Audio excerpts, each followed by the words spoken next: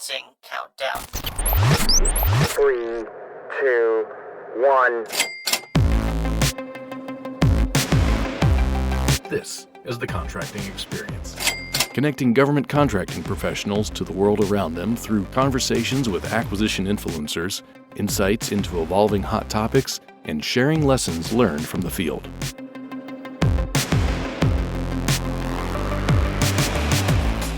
Services acquisitions make up approximately 50% of the Air Force spend.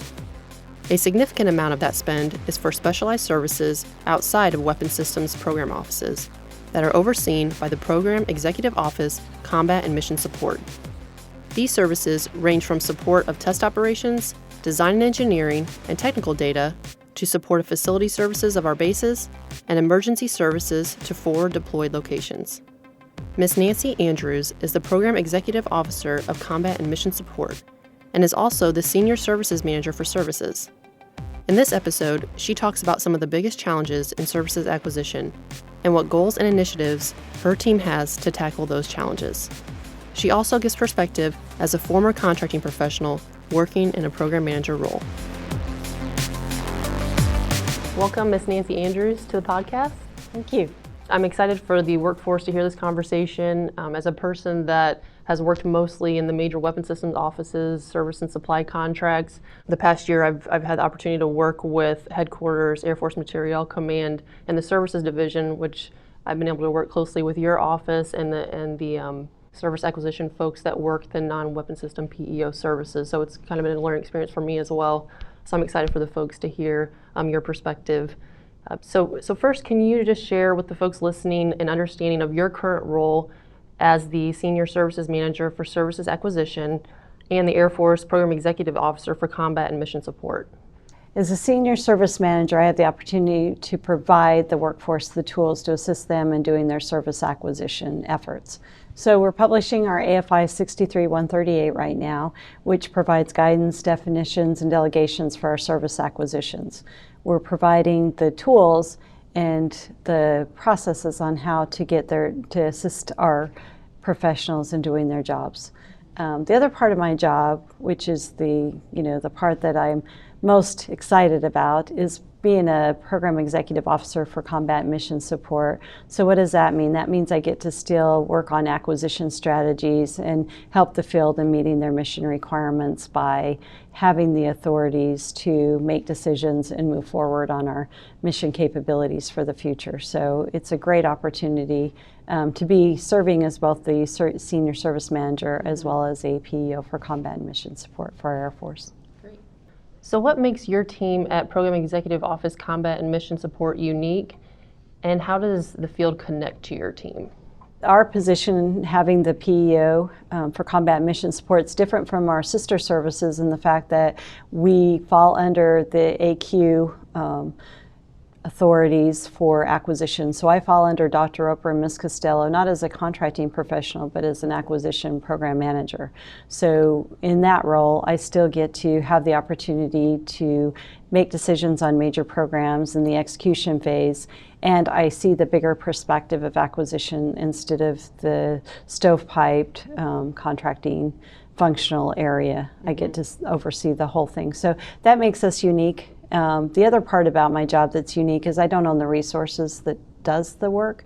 So that's coming through the MAGCOMs or the FOAs or the DRUs. They provide the resources to do the work. I just provide the top level guidance and authorities. And then what do you see as some of the biggest challenges in services acquisition? So I would say there's two challenges that I'm focused on. There's many more, but the two I focus on is one, having the right people in the workforce to do the job. We've got a lot of contracted efforts out there in the services arena, and we don't always have those multifunctional team members that are doing it, especially in some of our more operational mission areas. So we have contracting professionals that try to cover the realm of the acquisition process, but in reality, we need to provide them more help with resources on that multifunctional flavor, whether it's the requirements owners or program managers, having engineers, so on and so forth, to help put those right strategies together, because it's my belief that a multifunctional team is much more productive and to have a program manager managing the cost, schedule, and performance of those programs. Right, and you're getting input from all the subject matter experts that have those backgrounds, can provide that perspective on those teams. Right. We get that experience and expertise from many different folks that are participating in the MFT, so it's not a single source of ideas, but it's a team sport. Right. And the other challenge I find is services are seemingly fungible when we talk about budgets. So every time there's a budget cut, they think, how can we cut services to put it back into the weapon systems?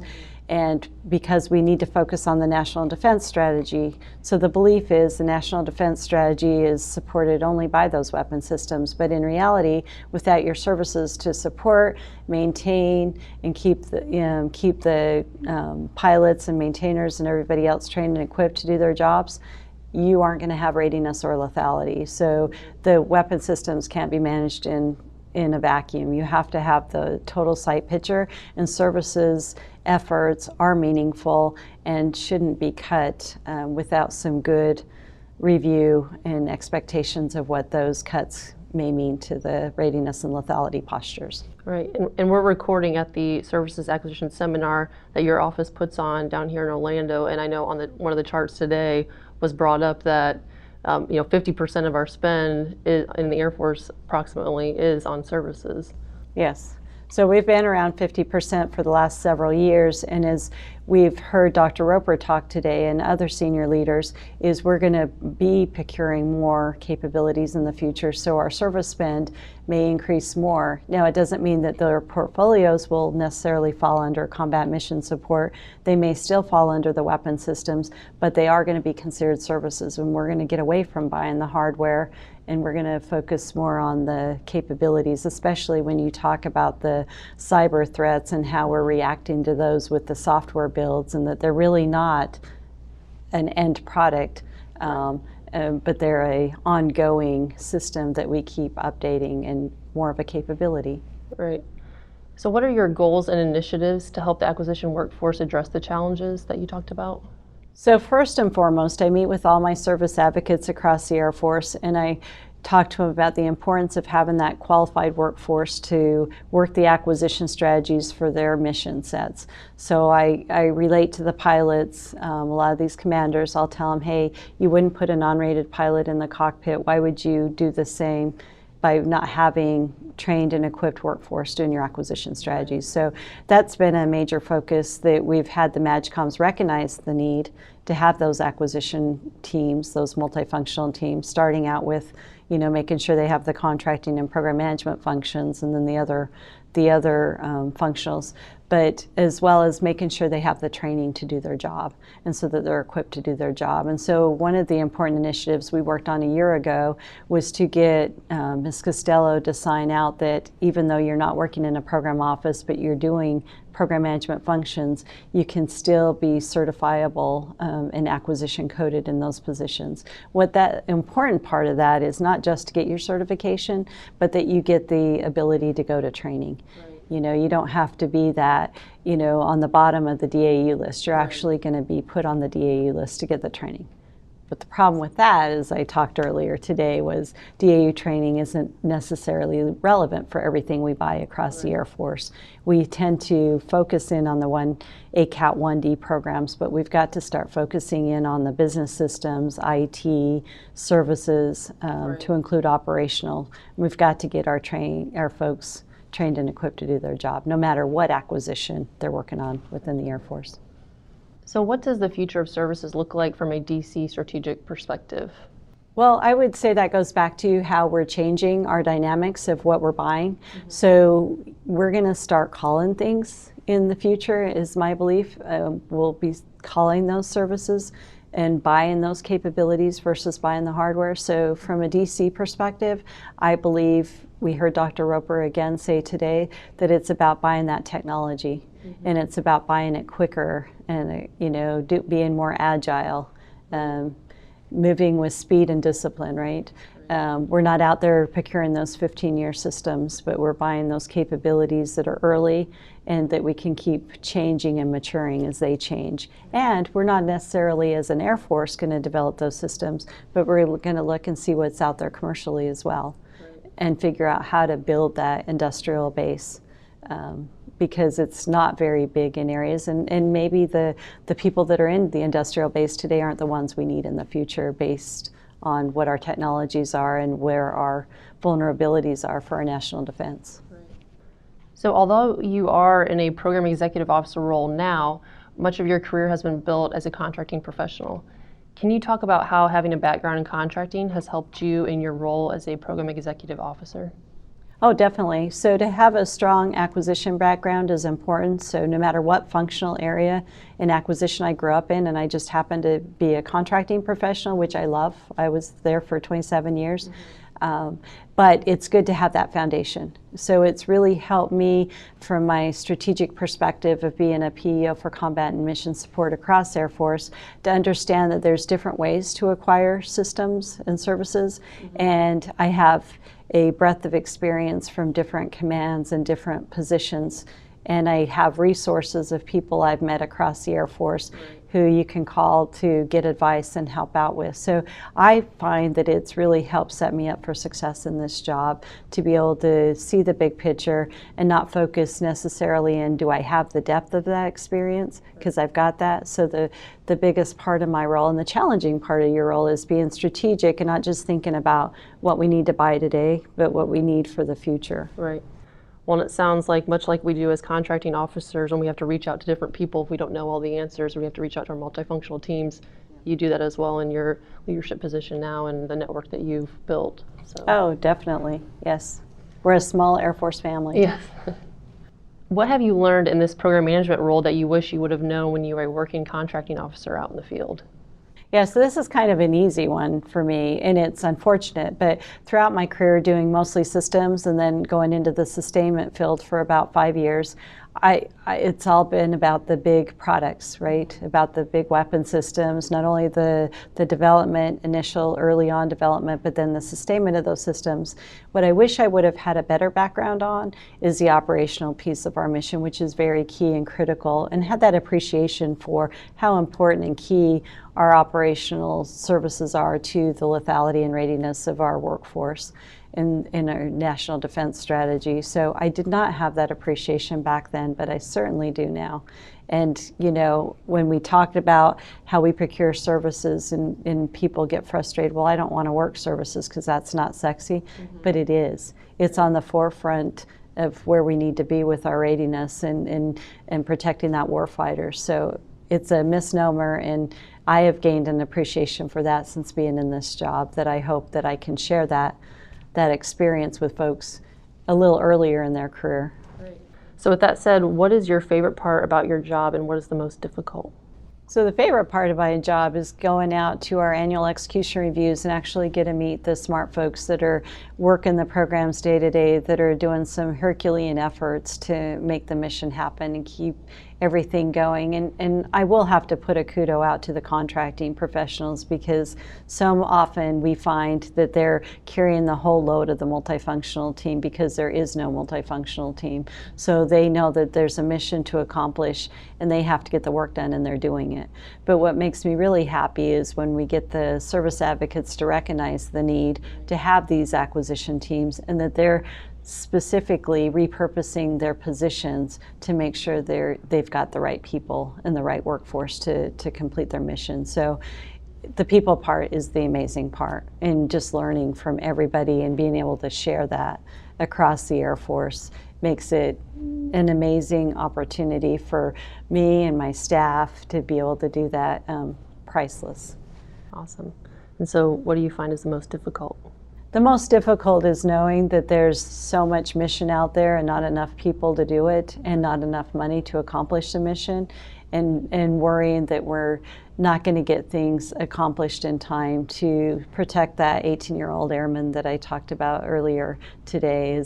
It's all about protecting the warfighter and giving them the tools and the means to protect themselves and to protect our nation. And that's first and foremost what our jobs are. And when you see limited amount of people to do those jobs and limited amount of resources, it's hard, because you know there's processes and there's rules and there are limitations, and It's just hard to see that and think, are we putting somebody in harm's way because we're not accomplishing what we need to accomplish?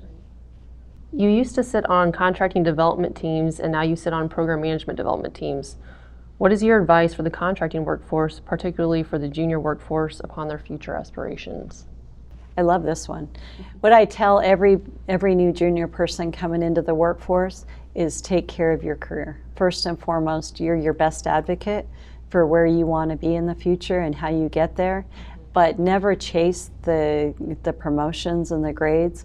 Learn your skill, learn your trade craft. If I could provide any advice, get that technical depth and the rest will come. The leadership is tough and you don't want to be second guessing your leadership abilities because you don't understand your technical capabilities of your functional area. So first and foremost, learn your job, take care of yourself, and then I always say you've got to have goals. If you don't have goals, how do you know when you're achieving what you want to achieve in life?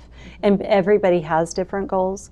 And I like to tell specifically my civilians this, because it's a little different with the active duty, but with civilians, I tell them you can take those strategic pauses at different times in your career if you need to balance family and other things. But I said, but then when you get back on track, remember, once you've got your technical depth, get your breadth and keep yourself educated. Because the day we quit learning, no matter if it's formal training or informal training, we become ineffective. That's good advice. And then finally, what motivates you in life and in your leadership? A lot of things motivate me in life. First and foremost, it's been being part of this Air Force family. For almost 30 years now, I've been part of the acquisition community, and being able to move around the country and have the opportunities for the great jobs, the great people I've got to meet and work with, as well as the educational opportunities the Air Force has given me, has been very humbling. And to be in the position I'm in today, I talked to another fellow senior executive in the contracting workforce, and we both talked about how humbling it is to be from a small town and to be where we are today and feel like we have an ability to influence. Because we know it's not about us, it's the positions and what those positions bring, but we're so thankful and humble to be in those positions. So part of what keeps me going as a person to get excited about coming to work every day is feeling like I make a difference. And and there's the balance of my life at home with my fiance and my puppy and my family. It's all about that and the balance. Awesome. Well, thank you so much for sharing your perspective today, and we appreciate you being on the podcast. Yeah, well, thank you for having me. I appreciate that. And anytime I get an opportunity to talk about service acquisitions and the exciting stuff we're doing, I appreciate that opportunity. Thank you. For additional resources to teams working services acquisitions, check out PEO Combat and Mission Support's MFT Resources Guide site, which aims to provide a comprehensive source of services acquisition, instruction, strategies, lessons learned, and training to aid multifunctional teams in planning, acquiring, and managing mission essential services for the United States Air Force. Also, the Air Force Institute of Technology rolled out a professional services acquisition workshop in 2019 to help teams write clearly defined requirements traceable to the Quality Assurance Surveillance Plan, create measurable performance objectives, and write effective performance service summaries. Check out the show notes for links to the internal MFT Resources Guide site and to register for the WKS 0670 Professional Services Acquisition Workshop at Air Force Institute of Technology. If you have suggestions for topics or people to interview or feedback on the podcast, you can submit those at thecontractingexperience@gmail.com. I want to thank you all for listening to the Contracting Experience podcast. Until next time, keep connecting to the world around you.